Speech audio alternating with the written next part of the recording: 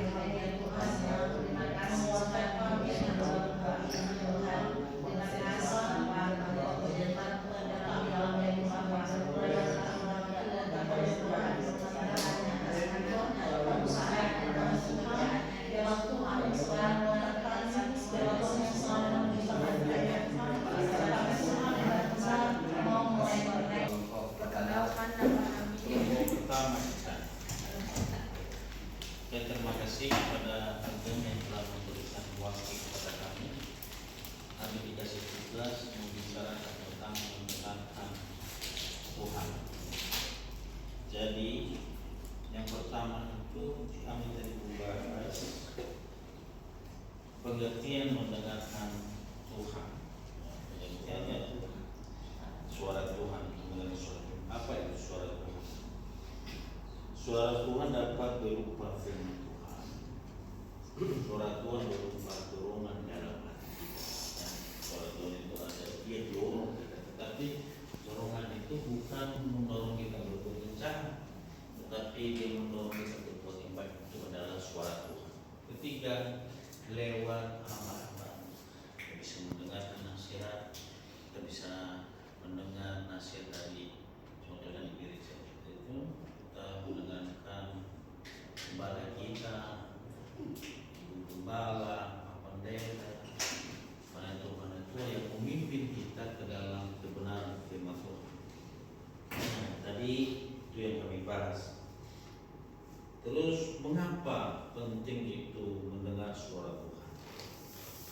Nah, penting untuk mendengarkan suara Tuhan itu agar kita tidak seperti yang dikatakan kepada Yosua tidak menyimpan kekal hati.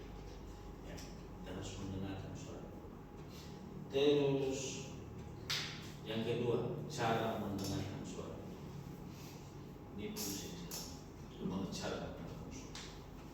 Rupanya tadi kami membicarakan cara mendengarkan suara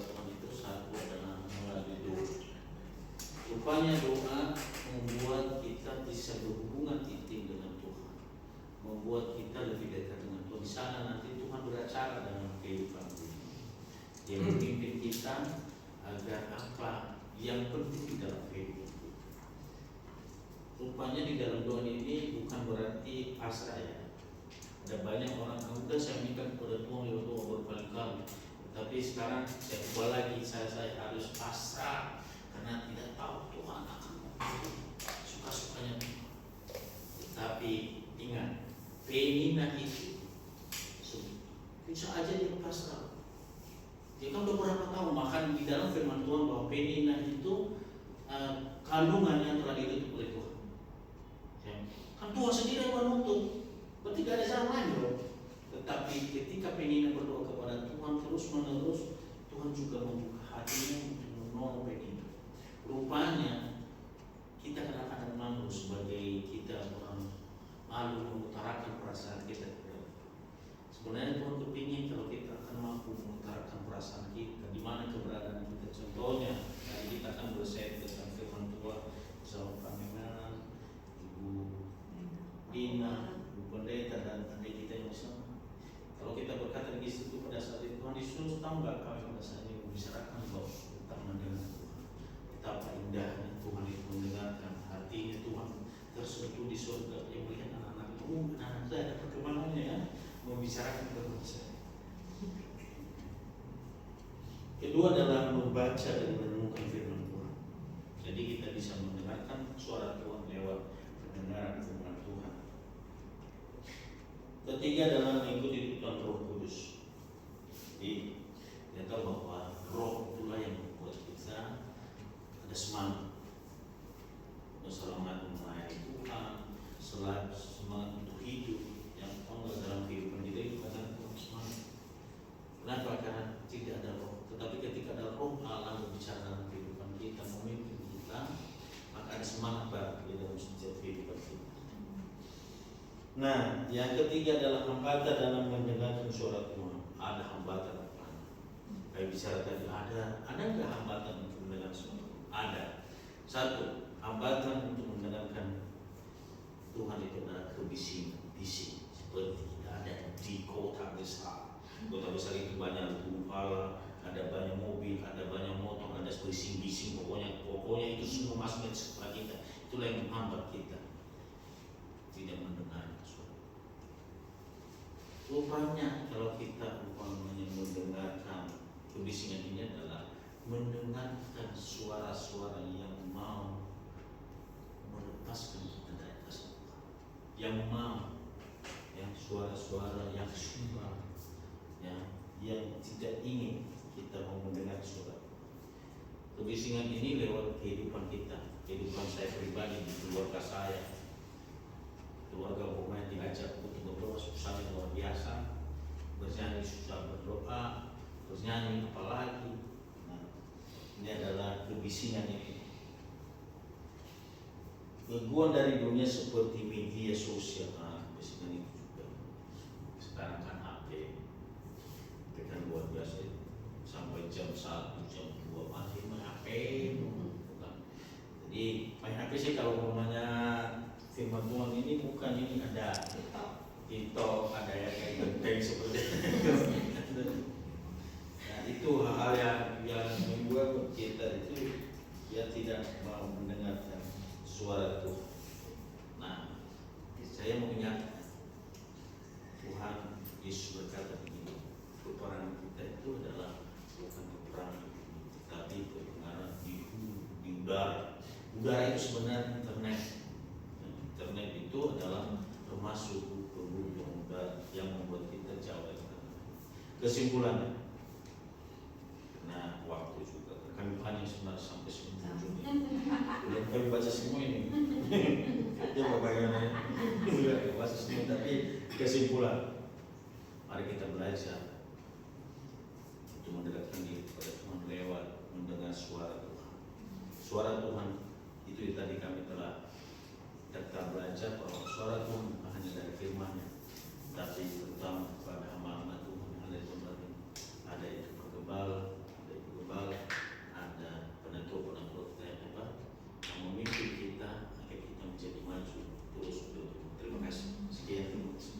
tunggu dulu, tetap berdiri. Ayo semua yang sudah mendengar, angkat jempol dua-dua dan bilang, memang kamu hebat. Haleluya. Yo, puji Tuhan.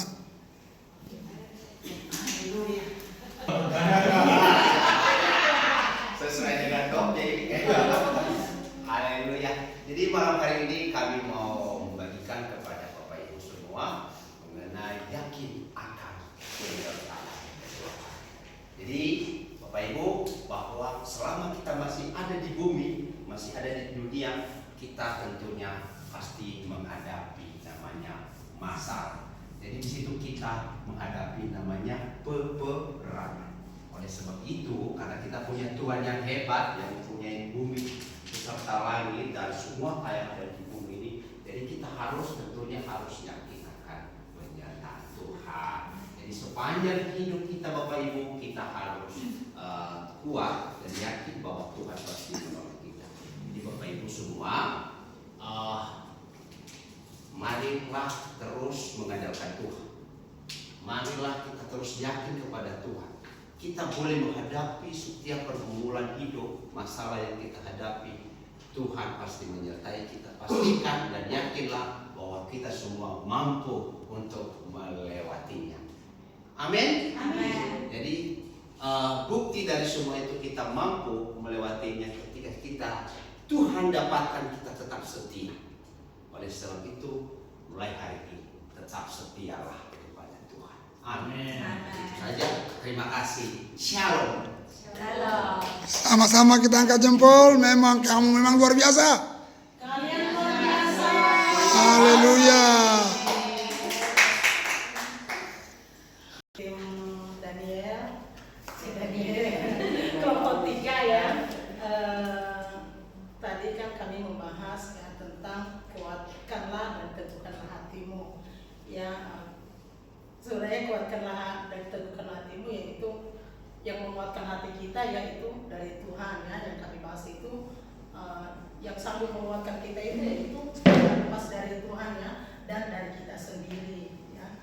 Tadi kami sedikit membahas bahwa di dalam perjalanan kehidupan kita, baik di dalam kehidupan di keluarga kita ya, di dalam pelayanan kita, di dalam komunitas kita ya, ada banyak ya seperti godaan ya yang ingin melemahkan iman kita di dalam Tuhan. Tapi kami tadi sharing bahwa kita harus memang menguatkan hati ya, jangan tergoda dengan hal-hal seperti itu. Seperti contohnya di dalam keluarga kita, jangan kita bilang di dalam pelayanan itu jauh dulu. Di dalam kehidupan keluarga kita ya, nggak semua dalam keluarga itu saling menguatkan, saling sejalan ya di dalam imannya. Ada juga saatnya mungkin suami yang melemahkan iman kita, ada juga mungkin dari anak melemahkan iman kita. Tetapi bagaimana cara kita biar itu kelemahan dalam keluarga itu ya kita